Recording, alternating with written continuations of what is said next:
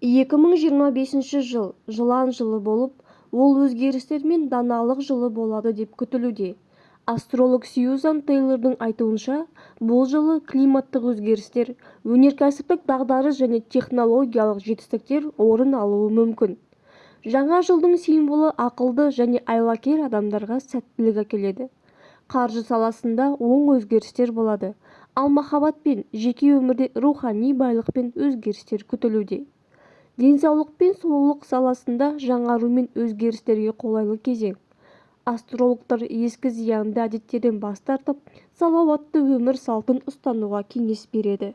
Нефрит императоры өткізген жыл күнтізбесіне ену сайысында жан-жануарлар арасында 2025 жылдың символы өзінің айлакерлігінің арқасында енген.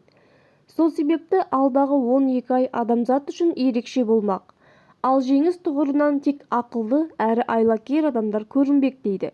Сонымен 2025 жыл кімдердің жылы екен? Астрологиялық журналының болжамы бойынша, шығыс жұлдызнамасының 6-шы белгісі жылан жылы болмақ. Қытай жаңа жылының күні жыл сайын өзгеріп тұрады. Биылғы жыл 2025 жылдың 29 қаңтарында басталып, Қытай жаңа жылы 26 жылдың 16 ақпанында аяқталады деседі. Бұған дейін жылан жылы 2013 жылы болған. Америкалық сараптамалық орталығының хабарлауынша, ол адамзат тарихындағы ең қолайлы жыл болған екен. Сарапшылар мұндай қорытындыға бірнеше факторларға сүйене отырып келген. Мысалы, сол жылы өлім-жітім саны аз болып, әлемде кедейлік деңгейі төмендеген екен.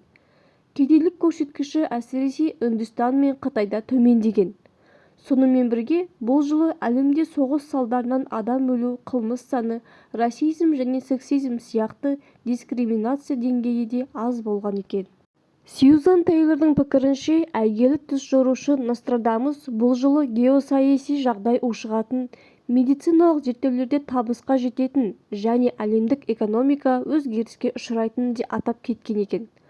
Мұндай болжамды славян күнтізбесі де жасап отыр.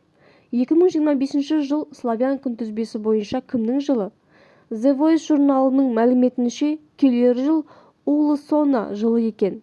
Бұл жыл белсенді, еңбекқор әрі батыл адамдардың жылы болмақ. Сонымен қатар, 2025 жылы адамдар түрлі кикілжіңдерде де куәсі болуы мүмкін. Десе де, бұл жылды көпшілікке жіберген қателіктерді жөндеу жылы деп қабылдаған дұрыс болады. Жыланның табысты реңдері қызыл мен қара. Десе де, жыл символы жыланның өз түсі болмақ. Сонымен 2025 жылдың түсі қандай түс? Жыл түсі жасыл. Астрологиялық басылымның хабарлауынша, ол өсу, даму, жаңа өмір бастау және жаңару жылы болмақ. 2025 жылдың қараша айында маңызды іскерлік таныстық орын алады. Сондықтан маңызды тұлғалармен танысу мүмкіндігінде жіберіп алмаңыздар, деп қояды. Астрологиялық басылым 25 жыл барлық жұлдыз белгілеріне рухани байлық пен өмірді жақсы жаққа өзгерту мүмкіндігін беретінін айтады. Мұндай өзгерістер махаббат пен жеке өмірге де өзгерістер әкелуі мүмкін. Жылан инь әлемге байланыстырылған белгі. Ол асығыс шешім қабылдағанды ұнатпайды, әрі әрекет еткеннен гөрі бақылағанды ұнатады. Махаббатта да жұлдыз белгілеріне де дәл осы қағидатты ұстаған жөн. Бұл әсіресе әйел адамдарға қатысты болмақ. Жаңа жылды жаңа таныстықтар мен махаббат үшін барынша қолайлы ай сәуір болмақ.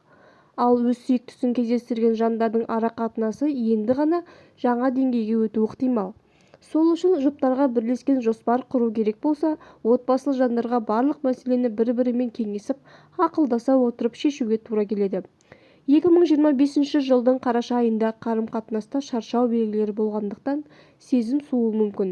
Сондықтан жұптарға бұл кезеңде бірге өткізіп, теңізге, демалысқа баруға кеңес беріледі екен.